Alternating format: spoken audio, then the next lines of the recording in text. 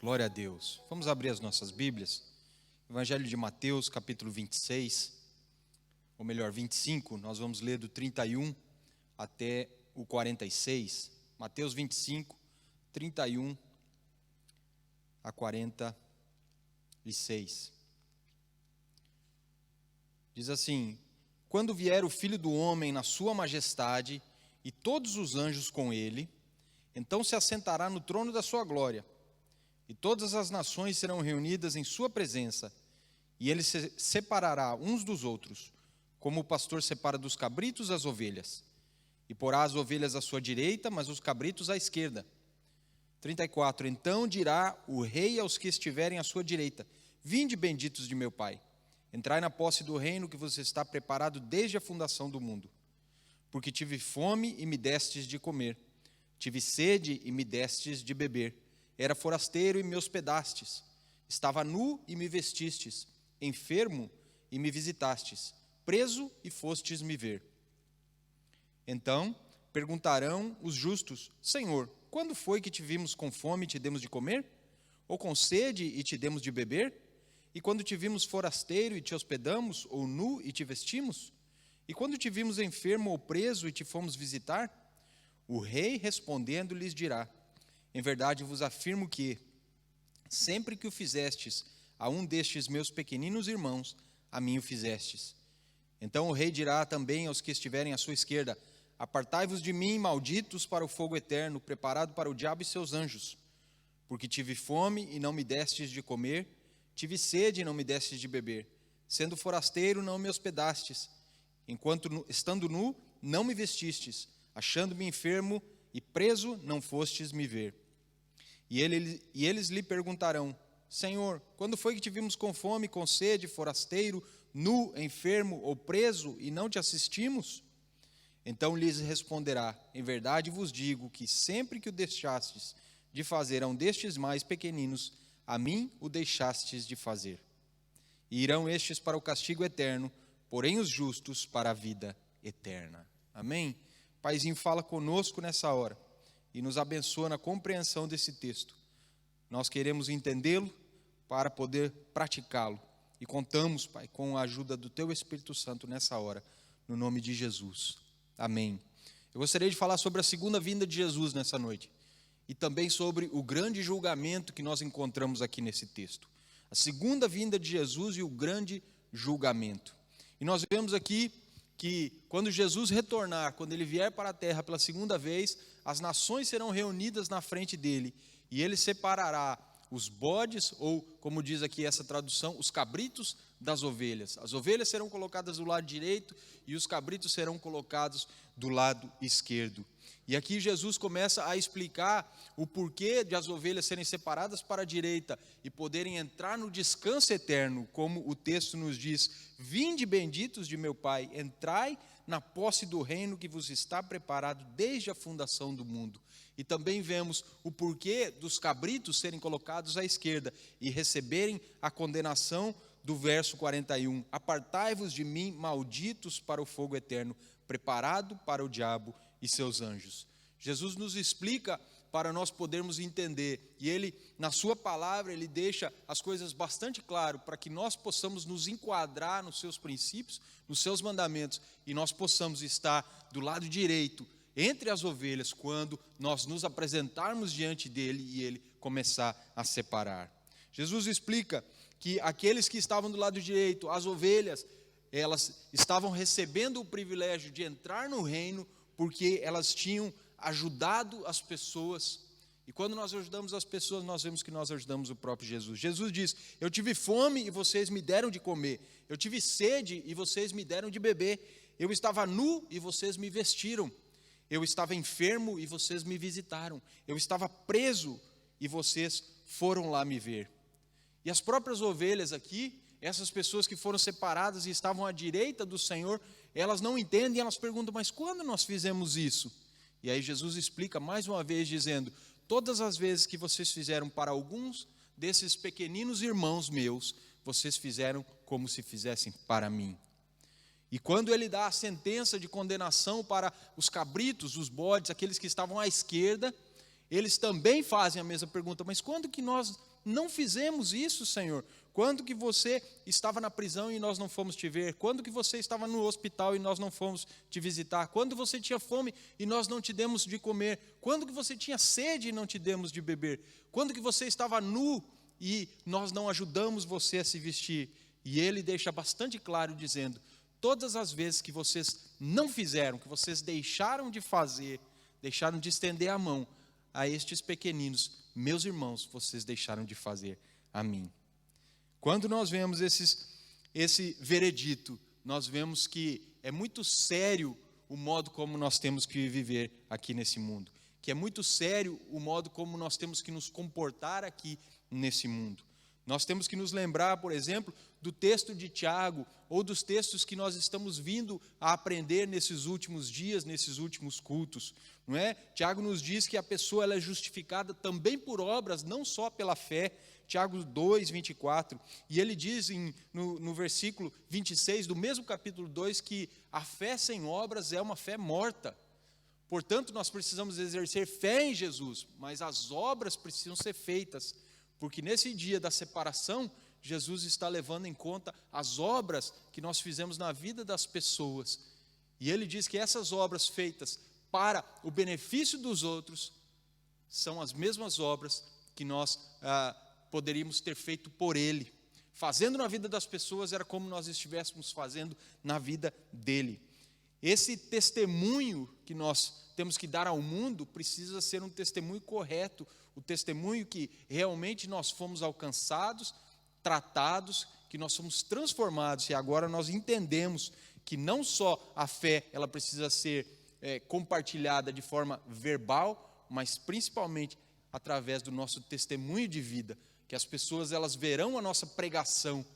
Paulo nos diz que nós somos um livro aberto, que é lido pelas pessoas. Muitas vezes nós falamos e as nossas ações contradizem a nossa pregação. O cristão deve ser realmente uma pessoa coesa. A sua fala tem que condizer com as suas atitudes e as suas atitudes condizer com a sua fala. O seu discurso precisa ser compatível com as suas ações. Amém? O sofrimento das pessoas, ele está aí aos olhos de todo mundo. Nós sofremos, muitas pessoas também sofrem e outras sofrem muito mais do que nós. E é como se Cristo estivesse sofrendo, porque quando a gente estende a mão a uma dessas pessoas, nós estamos fazendo como se fosse para o Senhor. A compaixão que demonstramos para elas será comparada pelo Senhor, a compaixão demonstrada a Ele também. A mesma compaixão que nós estendemos e demonstramos na vida das pessoas, Jesus está recebendo como se nós estivéssemos fazendo para Ele.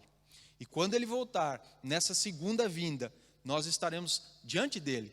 Não vai ter escapatória. Todas as pessoas vão estar diante dEle. Todas as pessoas elas irão ressurgir para se apresentar diante do Rei. É o que o texto diz aqui, se nós formos ver, ele fala a respeito do Rei, quando ele vem em sua glória, e ele vai depois julgar as nações. E à frente do trono dele, nós seremos indesculpáveis. Não teremos como nos desculpar. Aqueles que fizeram o que era correto perguntaram: quando nós fizemos? E Jesus explicou. E aqueles que estavam culpados, estavam sendo condenados, também perguntaram: quando deixamos de fazer? E Jesus também explicou. Portanto, a separação, ela é justa. E eu gostaria que nós pensássemos em 3 pontos nessa noite. O primeiro ponto é: neste julgamento, cada pessoa prestará conta individualmente. A minha fé e as minhas obras, elas servem para a minha salvação e para eu encontrar o meu lugar no céu. Não servem para as minhas filhas, não servem para a minha mulher. Elas são individuais. Eu, através daquilo que eu falo e faço, eu posso inspirar outros a fazer também, mas eu não posso garantir a salvação de ninguém além da minha própria. Naquele dia, cada pessoa estará diante de Deus, e Deus, através de Cristo, vai julgar de forma individual a cada um de nós. Nós vemos o texto, por exemplo, de Mateus 16, 27, porque o Filho do Homem virá na glória de seu Pai com os seus anjos, então dará a cada um segundo as suas obras. O Filho do Homem, há de vir na glória do seu Pai com os seus anjos, e então retribuirá a cada um conforme as suas obras. A cada um conforme as suas obras. Romanos 2,6 diz que ele retribuirá a cada um segundo o seu procedimento.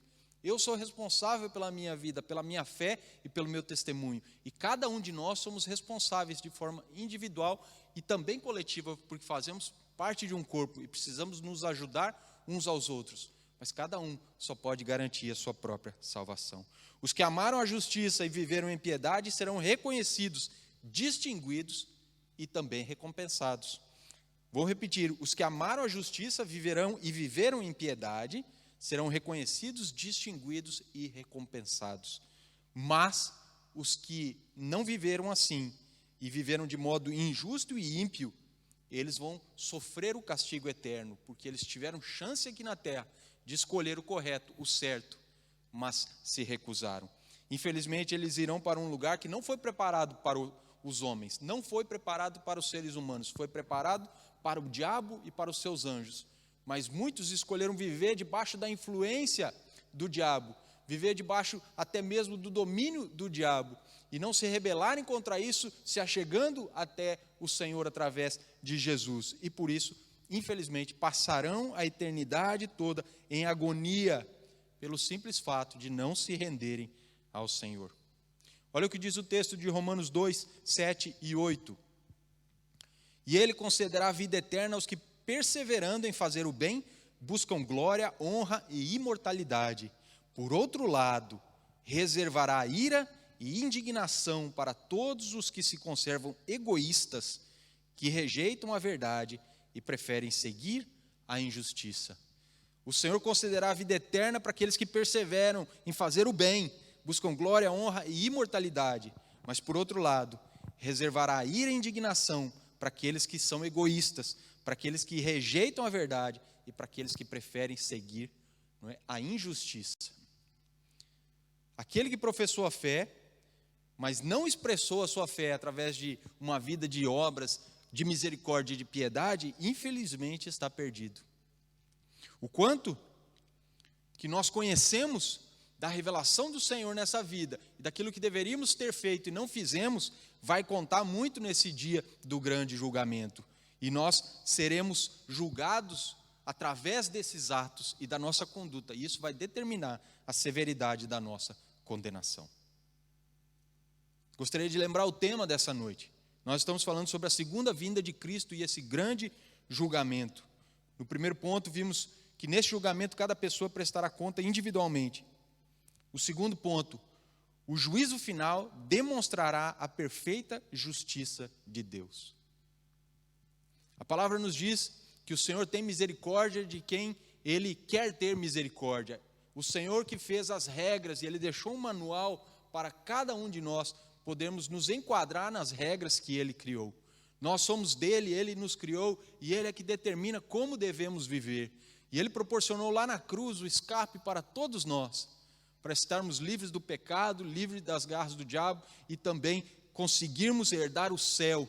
E nesse texto, especialmente aqui em Mateus 25, nós vemos que ele fala que o reino do Senhor, ele está disponível para aqueles que ele considera benditos de meu Pai. E ele os recebe de braços abertos, dizendo: vinde, vinde e possuí esse reino que foi preparado para vocês como herança desde a fundação dos séculos. Aqueles que professam pertencer a Cristo precisam professar a sua fé não só através de palavras, mas fazer isso com um coração transbordando de alegria, com um coração disposto a trabalhar arduamente para que outros possam conhecer ao Senhor também através da nossa vida. Se nós não agirmos assim, a nossa fé não passa de um discurso bonito, que até pode fazer bem para ouvidos, que não querem compromisso com o Senhor, mas que não transforma a vida de ninguém. Mas se nós entendermos que a nossa fé, quando traduzida em serviço abnegado para Deus e também para as pessoas, nós entendemos que não somos religiosos, nós somos sim cristãos comprometidos, filhos de Deus, que estão fazendo a vontade do Senhor, cumprindo o propósito e também a missão que Ele colocou em nossas mãos. Tudo um dia será posto em cima da mesa. As cartas todas serão colocadas em cima da mesa. E tudo virá à tona, aquilo que fizemos de bom e aquilo que fizemos de mal. E cada um de nós receberá de uma forma justa aquilo que merece. Por isso que o segundo ponto é: o juízo final demonstrará a perfeita justiça de Deus. Porque Ele vai nos retribuir segundo nós mesmos escolhemos ou nós mesmos fizemos. Aqueles que escutaram o Evangelho, mas mesmo assim amaram o pecado, se conformando com os padrões do mundo, verão a sua casa, que foi construída em cima da areia, desmoronar, ruir. Mas aqueles que construíram no Senhor a sua casa na pedra, que estão firmados nele, na sua palavra, e que obedecem essa palavra, permanecerão até o final. Aqueles em que a casa está em cima da areia, verão a sua casa cair e se verão perdidos por toda a eternidade. A divisão, ela será feita entre as ovelhas e os bodes, as pessoas que o Senhor chama de benditos e as pessoas que o Senhor chama de malditos. E isso é muito sério. E nos faz pensar em qual categoria nós estamos atualmente nos enquadrando. Nesse dia do grande julgamento, em que Jesus o Rei se apresentará diante das nações, Ele separará o trigo do joio. Olha o que o texto de Mateus 13:30 diz: deixai crescer ambos juntos até a ceifa, e por ocasião da ceifa, direi aos ceifeiros: colhei primeiro o joio e atai-o em molhos para queimar, mas o trigo ajuntai-o no meu celeiro. Amém? Aqui as ovelhas são comparadas ao trigo, os cristãos fiéis, que por causa da graça que lhes foi manifesta, exerceram a fé no Senhor Jesus e fazem o serviço da obra do Senhor com comprometimento, com seriedade e com amor. Esses são o trigo, esses são as ovelhas. Agora, o joio é aqueles que estão no meio da igreja, mas também foram considerados por Jesus como os bodes, os cabritos, aqueles que irão para a condenação eterna. E Jesus, ele diz que no dia da ceifa, nesse dia, no dia do grande julgamento, em que eles serão divididos. E o que vai acontecer com o joio? Vai ser colhido, vai ser ajuntado em feixes e vai ser jogado no fogo. E o fogo nós sabemos que é simbologia de inferno. A mesma coisa que nós vemos nesse texto de Mateus 25, quando o Senhor no verso 41 fala: apartai-vos de mim, malditos, para o fogo eterno, preparado para o diabo e seus anjos. Volto a repetir, o inferno não foi feito para as pessoas, para a humanidade, ele foi feito para o diabo e para os seus anjos. Mas muitas pessoas, porque não se voltam ao Senhor através de Jesus, infelizmente vão acabar a eternidade morando no mesmo lugar que o diabo e os seus demônios. Amém? Estamos falando sobre a segunda vinda de Cristo e o grande julgamento. Primeiro ponto foi: neste julgamento cada pessoa prestará conta individualmente. Segundo ponto, o juízo final demonstrará a perfeita justiça de Deus. Ele está dando chance. Veja só que é só no dia da ceifa. É só no dia da ceifa. O problema é que nós podemos morrer antes de fazer uma escolha. O problema é que nós não sabemos quando nós vamos partir aqui dessa terra. Por isso que a palavra diz que nós temos que fazer a nossa escolha o mais rápido possível. Se hoje ouvires a minha voz, não endureçais o teu coração, o Senhor fala. Você que anda nos caminhos errados, você que anda fazendo aquilo que não deve, de acordo com a palavra do Senhor, você que anda em pecado, ou você que tem se omitido de fazer o bem. Nós vamos ver isso mais daqui a pouco, porque também é pecado. Você precisa tomar uma decisão.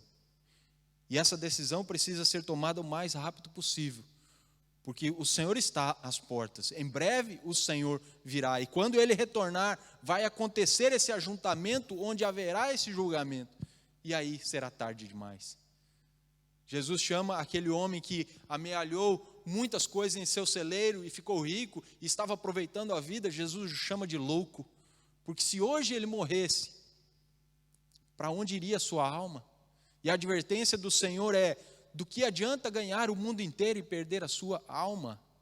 Portanto, nós precisamos fazer escolhas, e escolha pelo Senhor o mais rápido que você puder, porque assim você vai garantir realmente o seu lugar entre as ovelhas. Ame ao Senhor, se entregue ao Senhor, cumpra os propósitos do Senhor, busque-o, se entregue a Ele com todas as suas forças, com todo o seu coração, com toda a sua alma, com todo o seu entendimento. E aí você vai aprender a amar também as pessoas da mesma forma, e você certamente será útil na sua obra. O terceiro e último ponto: ajudar as pessoas é como ajudar ao Senhor. Falamos um pouquinho no início a respeito disso. Quando fazemos para os outros, é como se estivéssemos fazendo para o Senhor. E o Senhor nos diz para fazermos aquilo que vier à nossa mão com todas as nossas forças, como se fosse justamente para Ele, quanto mais o auxílio às outras pessoas. A Bíblia nos diz que temos que ajudar a todos, até mesmo os nossos inimigos, quanto mais os domésticos da fé, aqueles que fazem parte da nossa comunidade, da nossa igreja, desse corpo de Jesus, aqui onde nós estamos, do corpo mundial de Jesus, a igreja universal dos santos espalhada por toda a terra. Vemos que ajudar as pessoas é como ajudar ao Senhor, mas no mesmo texto nós vemos também que se nós desamparamos as pessoas, é como se nós estivéssemos desamparando o próprio Jesus. Ele diz no verso 38, não é? Ou melhor, as pessoas dizem no verso 38: e quando te vimos forasteiro, te hospedamos, ou nu, te vestimos? Quando te vimos enfermo ou preso, ou te fomos visitar? No 40 ele diz: o rei respondendo lhe dirá: em verdade vos afirmo que sempre que o fizestes a um destes meus pequeninos irmãos, a mim fizestes. Então nós vimos que ajudar as pessoas é como se estivéssemos ajudando a Jesus. Mas repare que o contrário também é verdadeiro. Desamparar quem precisa é desamparar o próprio Jesus. No 44 diz assim: e eles lhe perguntaram: Senhor, quando foi que te vimos com fome, com sede, forasteiro, nu, enfermo ou preso, e não te assistimos? 45 diz: então lhe responderá: em verdade vos digo que sempre que o deixastes de fazer a um desses mais pequeninos, a mim o deixastes de fazer. Note que os justos não são aqueles que asseguraram a sua salvação por professar a Jesus, mas sim aqueles que asseguraram a sua salvação por professar a Jesus com fé, ou através da fé que é acompanhada de obras, atos de justiça, autossacrifício em favor dos seus semelhantes. O que condenava os cabritos, né, ou os bodes, não era que eles estavam fazendo algo errado, mas que eles deixaram de fazer algo de bom. O que estava condenando eles não foi o pecado cometido, mas o pecado de não ter ajudado quando eles poderiam ter ajudado. Um pecado conhecido como o pecado da omissão. Tiago 4,17 fala assim: pensem nisso, pois, quem sabe que deve fazer o bem e não faz, comete pecado. Veja que o pecado também é deixar de fazer o bem, porque aquele que sabe que deve fazer o bem, mas não faz, comete pecado. E era aquilo que estava levando a essas pessoas à condenação. Um teólogo chamado Tasker, ele afirma: e aqueles que estiverem à sua esquerda serão severamente punidos por deixarem de perceber as muitas oportunidades que lhes foram proporcionadas para demonstrarem bondade. Repare isso: aqueles que estiverem à sua esquerda, os cabritos, serão severamente punidos por deixarem de perceber as muitas oportunidades que lhes foram proporcionadas para demonstrarem bondade. Toda vez que a gente se depara com uma oportunidade para demonstrar bondade e a gente deixa essa oportunidade passar, a gente se recusa a fazer alguma coisa, nós estamos cometendo o pecado da omissão. Lembra do bom samaritano? Aquele homem espancado na beira do caminho? 2 pessoas passaram por lá e fizeram de conta que não viram.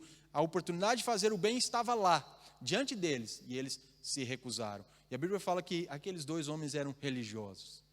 Mas passou por ali um samaritano, que era até inimigo do povo daquele homem que precisava, e ele o ajudou. Ele viu a oportunidade de fazer o bem, e ele aproveitou aquela oportunidade e foi elogiado por Jesus. Tiago 2, 14, 17 diz assim: precisamos transformar o nosso discurso religioso em prática diária. Olha o que Tiago 2, 14 e 17 diz: de que adianta, meus irmãos, alguém dizer que tem fé se não tem obras? Acaso a fé pode salvá-lo? se um irmão ou irmã estiver necessitando de roupas e de alimento de cada dia, e um de vocês lhe disser, vá em paz, aqueça-se e alimente-se até se satisfazer, sem porém lhe dar nada, de que adianta isso? Assim também a fé, por si só, se não for acompanhada de obras, está morta. Tiago vai pelo mesmo caminho de Jesus. Se aparecer alguém pedindo roupa e você disser, olha, Deus te abençoe, vá em paz, mas você não providenciar alguma roupa para aquela pessoa que está precisando, não é? A nossa fé é morta. Quando nós olhamos para a oportunidade e nós nos recusamos a estender a nossa mão, nos achegar à frente e fazer aquilo que é necessário, nós somos culpados do pecado da omissão. Um teólogo chamado Bicon, ele disse, as obras de misericórdia não são a única coisa em que se baseiam as recompensas e as punições eternas. Mas pode um homem ler essas palavras de Jesus e acreditar que um cristão deva se manter despreocupado e inativo enquanto os seus semelhantes estão passando necessidade? Olha a pergunta que ele faz. Ele diz que não são as obras de misericórdia a única coisa que se baseiam as recompensas e as punições eternas. Mas pode um homem ler essas palavras que Jesus está nos contando aqui no texto e acreditar que um cristão deva se manter despreocupado e inativo enquanto os seus semelhantes estão passando necessidade? Jesus nos diz que a marca do discípulo é o amor. E o amor e a compaixão, eles andam sempre de mãos dadas. São marcas do verdadeiro cristão. A fé salvadora nos leva imediatamente a realizar boas obras, porque é preciso transformarmos o nosso discurso em prática diária. Por isso, o maior teste que determina se nós estamos ou não em Cristo, é a presença de frutos em nossa vida. Qual é a prova diária de que Cristo está em nós? São os frutos. João 15 nos fala, se você estiver ligado à videira, você vai dar muito fruto. João 15, 5, eu sou a videira, vós os ramos. Aquele que permanece em mim e eu nele, esse dará muito fruto. Preste atenção, eu sou a videira, vós os ramos, aquele que permanece em mim e eu nele, esse dará muito fruto. Permanecendo no Senhor, nós temos que dar frutos, e daremos frutos. E essa é a prova maior de que nós estamos juntos do Senhor. E todo aquele que está com Ele vai dar frutos. Os frutos são as obras que fazemos. Se não houver frutos ou obras na vida de pessoas, dificilmente nós podemos afirmar que essa pessoa tem a fé salvadora, ou a fé salvífica, ou aquela fé que leva para o céu.